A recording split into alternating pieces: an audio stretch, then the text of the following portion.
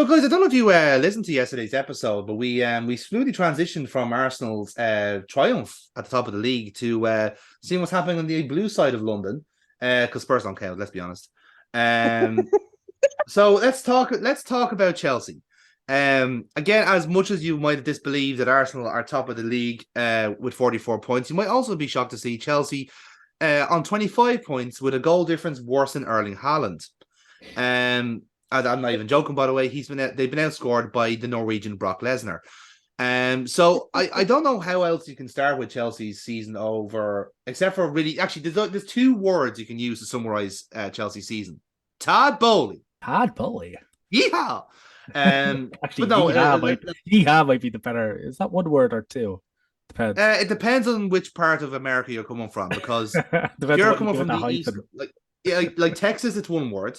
But if you're going like outside of the Bible Belt, where it's a bit dodgy to be, not white, you're looking at a two-word situation there. So, and that's what you're looking at. But we digress. So like Chelsea have had one of those seasons, which Chelsea typically do. However, it seems to be a little bit more kind of like in focus this year, if that makes sense. Mainly because they've had such upheaval and change over the last year, whether it be new owners, new managers, and just like reshuffling their deck until their squad looks more like a fucking random like FIFA like card shuffle. My card pack, I unlocked Aubameyang and Mason Mount, incredible. To the extent where I don't think even any manager would make sense of this. So like I suppose maybe we'll all just take like different sides of this horrific stake and see where we get to for everyone. So Neil, where would you start with this what's wrong with Chelsea question? Well, it's like there's no imagination, there's no ideas. You need an idea. Like their idea is basically look at what other clubs do and buy it.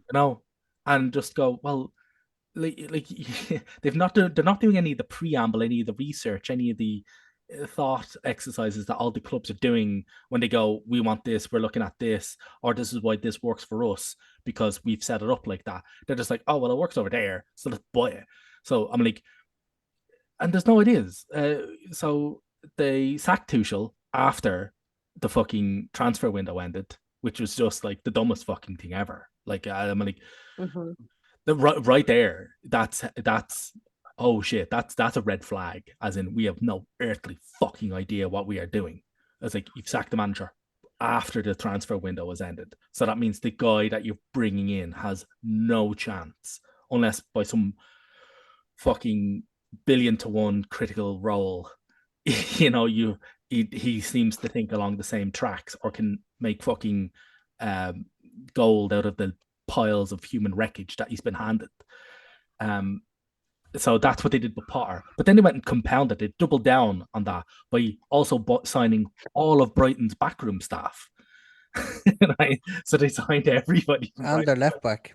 Yeah, and the left back, which who for 70 million quid nearly. So like, you're just going like, why do they just must look at Brighton? It's like, hey, Brighton are doing really good and they're doing it on a shoestring budget. Let's get everybody and up. Now they're doing better than us. And now they're doing better enough because Brighton went, well, we've actually planned for this. We've done that idea planning shit.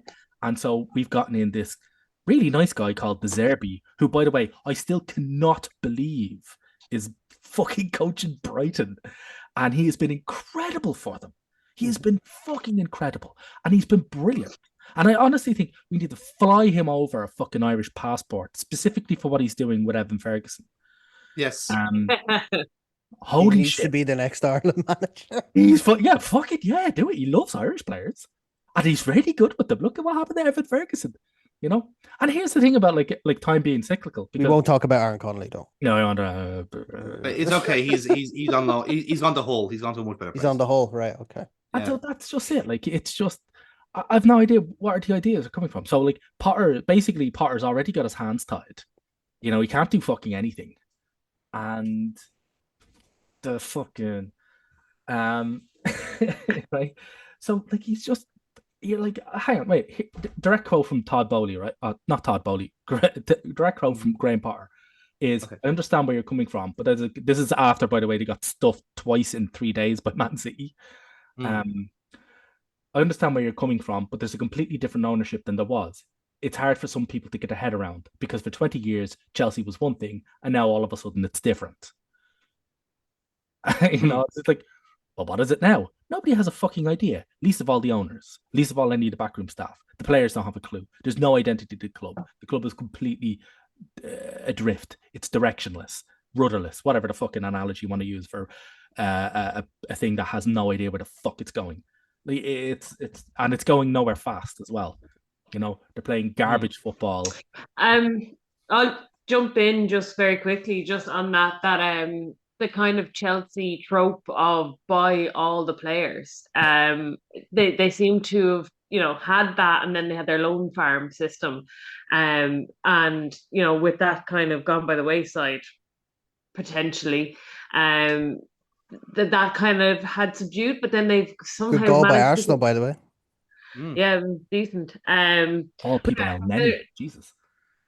There doesn't seem to be do you know when Wenger at Arsenal used to have a system of scouting networks, and then when Wenger left, we had the stats people come in. It literally just seems like Todd Boehly sits and scrolls Twitter and is like, hey, this Ronaldo guy looks good, let's try get him. And whoever's trending on Twitter seems to be whoever gets Rachel, a bid in.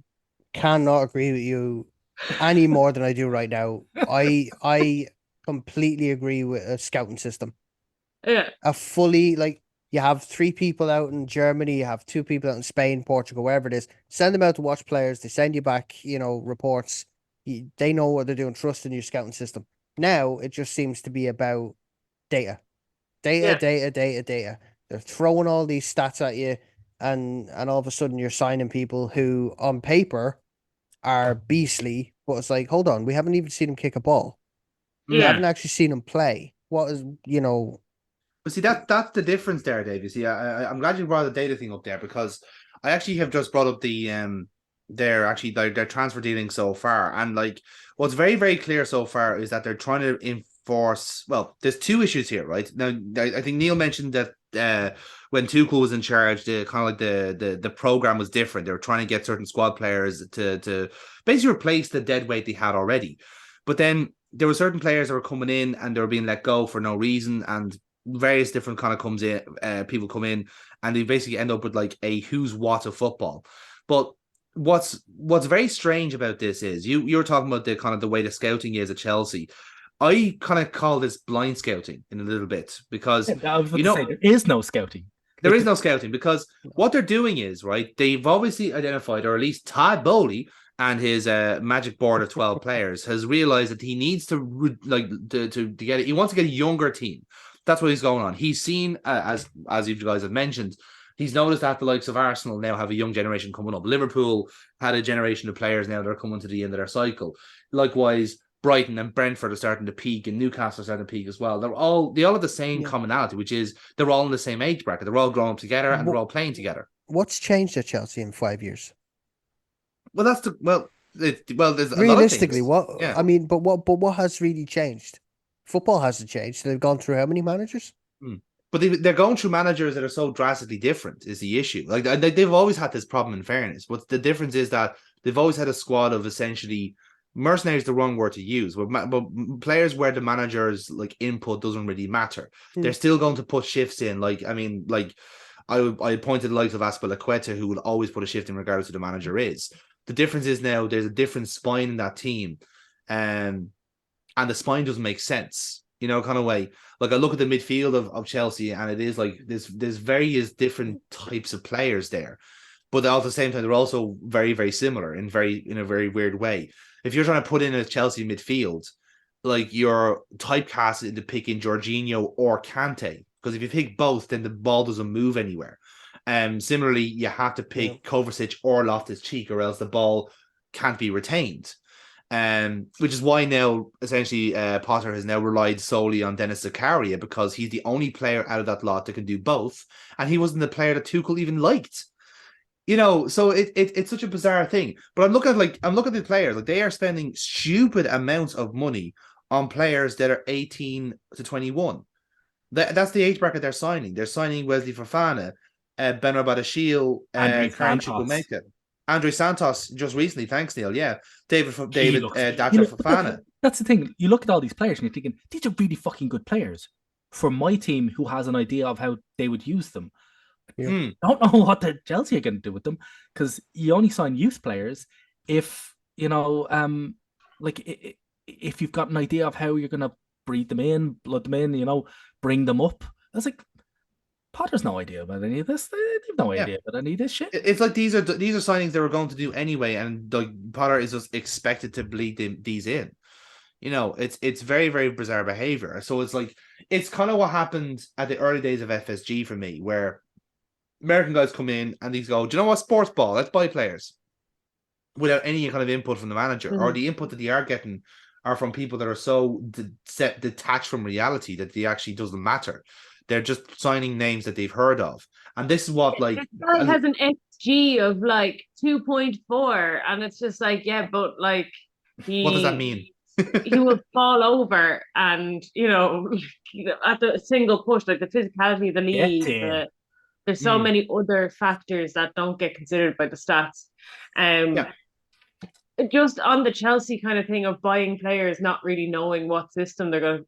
Chelsea women do that, but they have a competent manager who has had time to kind of do that. She's got Sam Kerr, Fran Kirby, Bethany England up until a few weeks, Neil Harder, and all playing for the same position, all playing the same role in the team essentially, but she's got them playing in a system that makes sense because she's had time to build the system that makes sense. Whereas this kind of, you can't have that much turnover of managers and expect the system with those amount of players to be happy, to play well, to be trusted.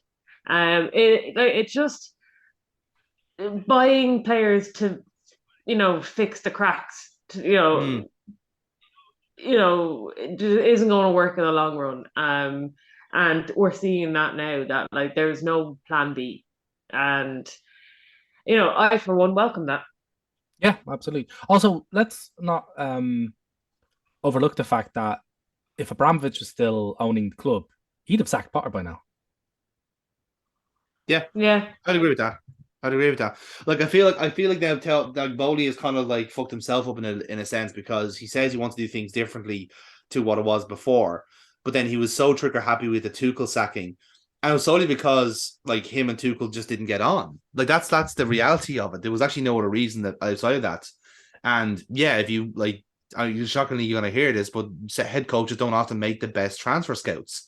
They get too wrapped up in their own tactical stuff that they sign players they think are good, but don't score enough goals or don't defend well enough. You do need a combination of people who scout players for a living, who know their stuff. Exactly, yeah. You don't want yes men as well around you. You want people with a bit of sense to kind of say, no, this is actually a shit idea. Maybe don't do that. But I feel like the likes of Todd Boehly and all of that don't have people who stand up for them. They're like, oh, you have money? Yes, please, yes. Oh, you're so amazing. Great, thank you. Yeah, which is also why they're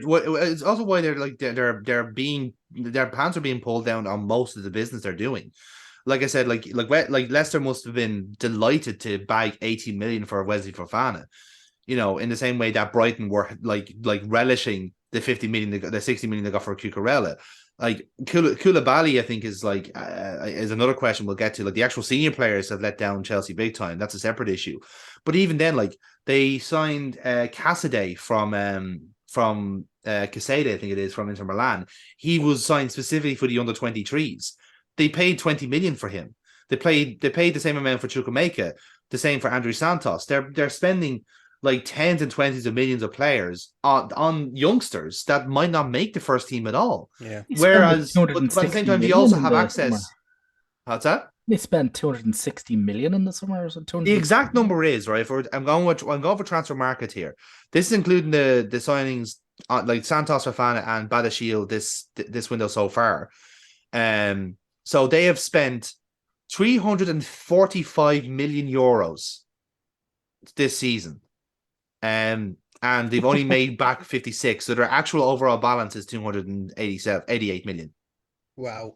So they're winning the net spend. Or is that Newcastle?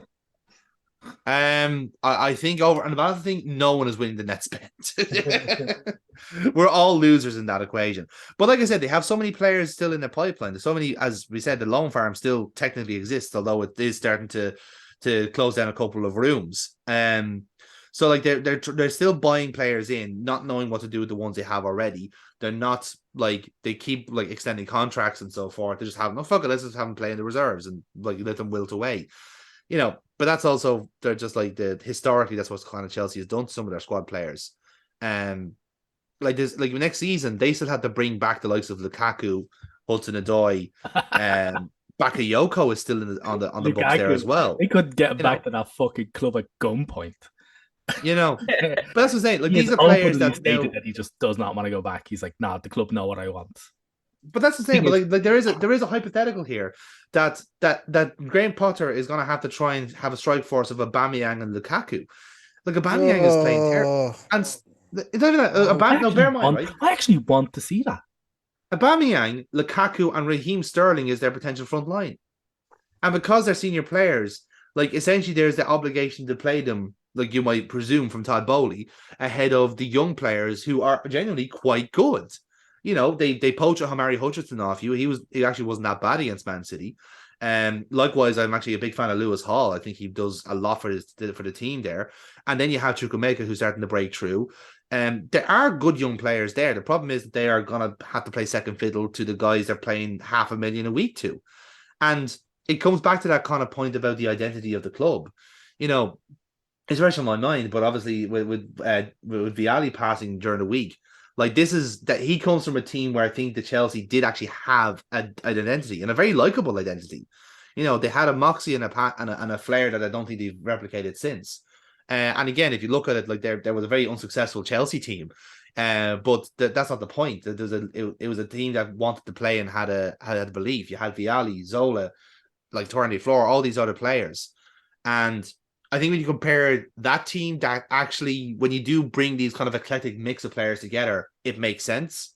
Now you have an eclectic mix of players that can't fucking stand each other and want to get out. It's so different. And all the while, every time they go into the market now, everybody's like, no, that player's got a release clause. You want him? Pay up. Because they know they're suckers. Exactly. They know Todd Boehly's a sucker. Which is what Benfica are saying to them about Enzo Fernandez. It was like, 120 million. Easy. Yeah. Just absurd. And also they know that Chelsea have it. They know that Chelsea spunked that money. It's like they spunked 95 million on Lukaku, only to sell him back to the exact same club for a fucking tenth of that. Not just over the tenth of that amount. It's very obvious that these guys don't have a clue what they're doing. So no wonder Benfica are like, we're not dealing with you because you're clowns. We don't deal with clowns. All right. Well,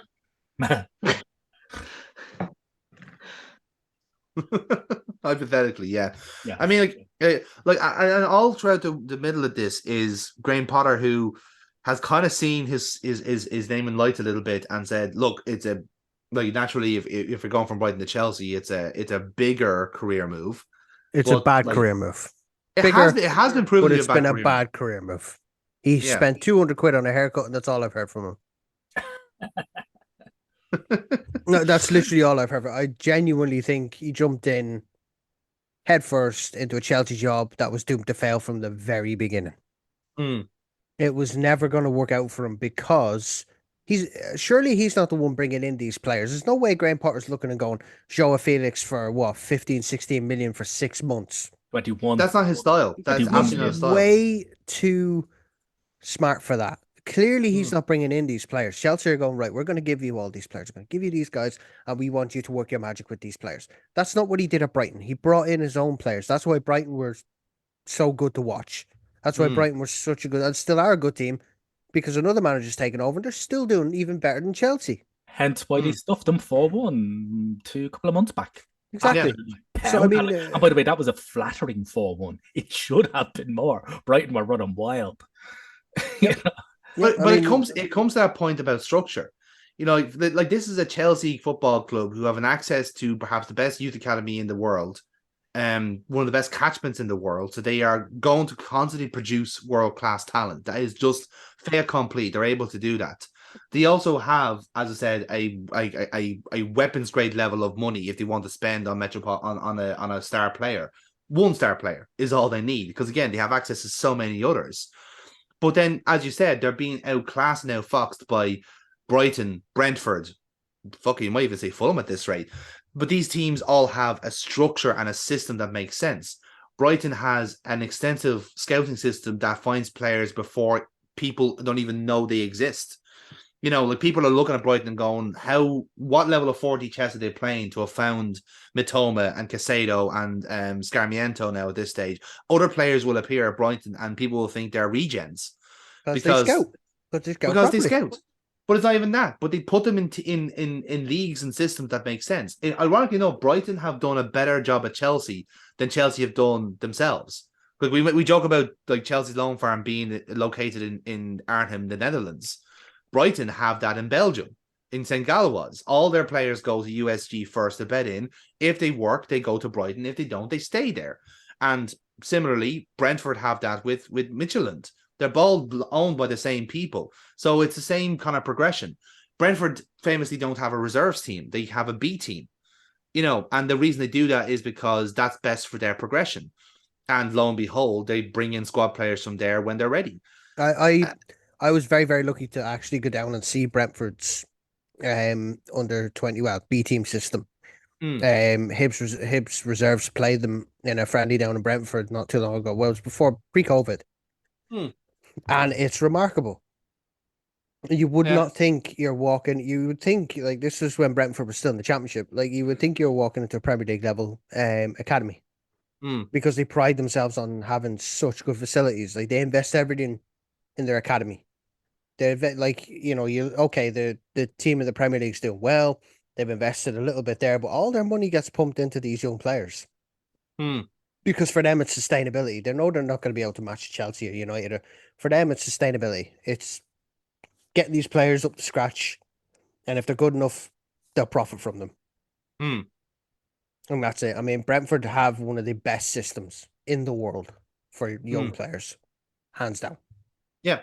And again, like it also goes to a point that we're going to be talking about during the week as well, about the kind of the relegation strap we have now, and how a lot of these kind of teams that used to be the kind of prided midfield are now being replaced by these strange hybrid monsters like Brentford, like Brighton, who are doing such a better job than they are.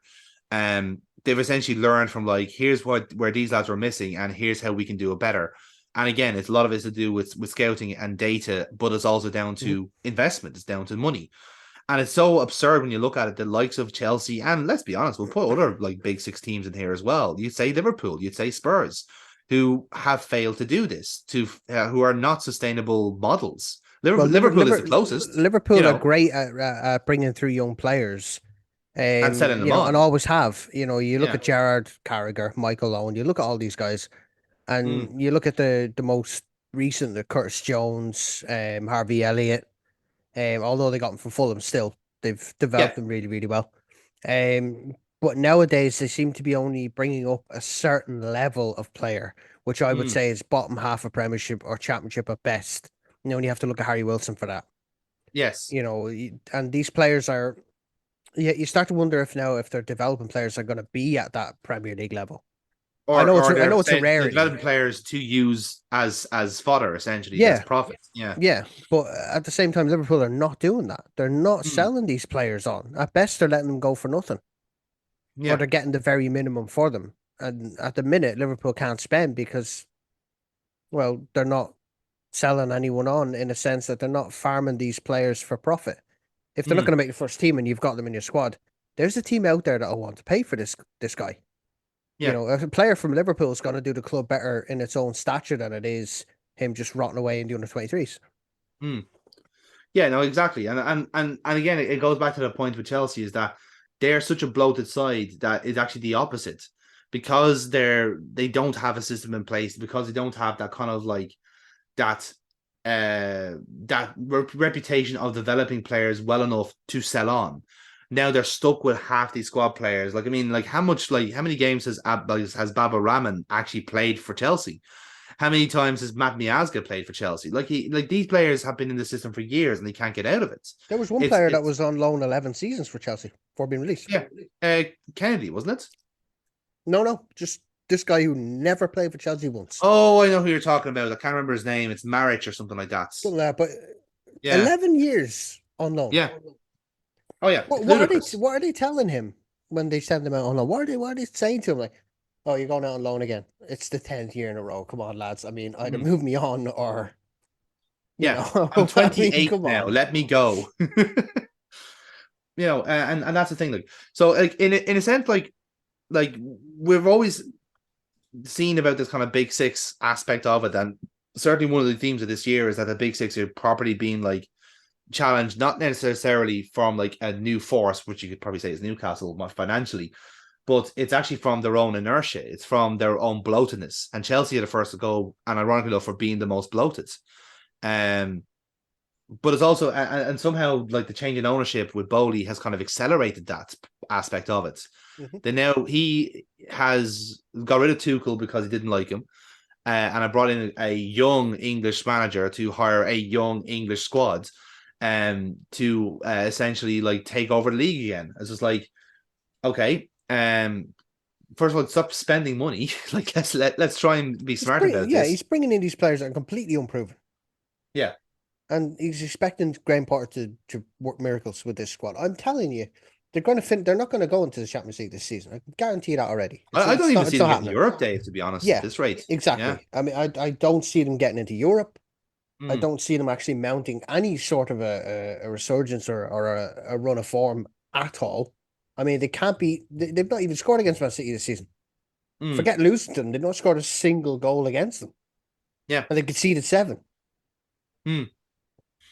Yeah, it's insane. It's insane. I mean, Liverpool, let's face it, Liverpool got found out and never evolved. That's just the way it is. It was the same for 5 years, 4 or 5 years, the same Liverpool. Hasn't changed. Won the league, won Champions League, but hasn't changed. Let's face it, it's the same Liverpool from 4 years ago. Teams are going to figure it out. That is true. That is true. And again, I think the weird kind of duality is that like Liverpool like didn't evolve in that sense, but Chelsea just like didn't know how to. They just kept like buying and selling and not selling, buying and loaning out, and now they're left with a complete mess. So to wrap up the segment, then I'll ask one simple burning question to see if this works out. Do you think Todd Boehly regrets sacking Thomas Tuchel and hiring Graham Potter? Yep, 100%. Yep, I think he's came in wanting to put his own stamp on things, and Thomas Tuchel is now laughing all the way to the bank. 100%. I think it was a complete and utter stupid decision. I agree that it was a stupid decision, but I don't think Todd Boehly thinks that. So I think he should regret it. I don't think he does, because he doesn't seem like the kind of. I don't think he knows enough to regret the decision. Like, I guarantee you, all he's when he's looking at his team's form, when he's analyzing results and all that, when people are talking to him about results, he's like, "Oh, we've got like 10 players injured. That's the reason why. We've got an entire starting 11 on the treatment fucking tables. That's why. I guarantee you he's just glossing over. He should regret it, and it was a stupid decision. I fully agree with yourself and Dave about that. But I don't think he does. I don't think he sees it as a stupid decision, and I don't think he regrets it because he doesn't know enough. Yeah. To I'll agree with you there. Know that, like, if you get me. Yep, that's fair. And Burpo, we'll end with you. What do you think about the Todd Boehly conundrum? I think it's hilarious. That's my general. So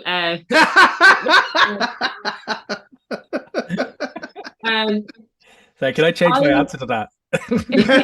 No, we have to take your final answer, Neil. You brought some cutting analysis, and Burpo went for the funnies. No, I like everything that's been said. Like, I would agree with. Like, it's I don't know whether he knows enough to be worried about the situation. I feel like he's trying to get the English press on his side by getting Potter. I think Potter is probably regretting the move more than that is 100%. Yes. Yeah. So yeah, that would be my kind of take on it. Is that I don't think there's any winners here except people who hate Chelsea. And And the gas thing is, like, I mean, Potter like can't really leave either because he has to see this through now, doesn't he? If he gets let go, then it's a failure on Bowley. But if he leaves, then he doesn't really have anywhere to land because he's just shown that he will happily take a poison chalice.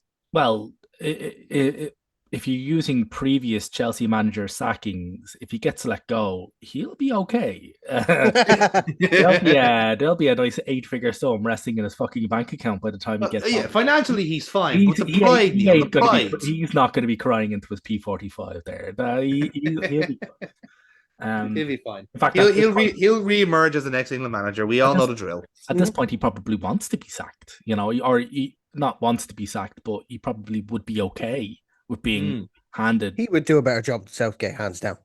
Yeah, God, yeah. If you're talking about the England job, without a shadow of a doubt. Yeah, that is absolutely 100% true. So, there's still hope yet, Graham. Just, just wait it out and wait for the waistcoats to erode next year. And, you'll get your own waistcoat, hopefully. Or whatever else he's wearing, I don't know what the next like collection of England manager is going to be like, maybe Martin Sparks or something like that. No, we'll keep an eye on it.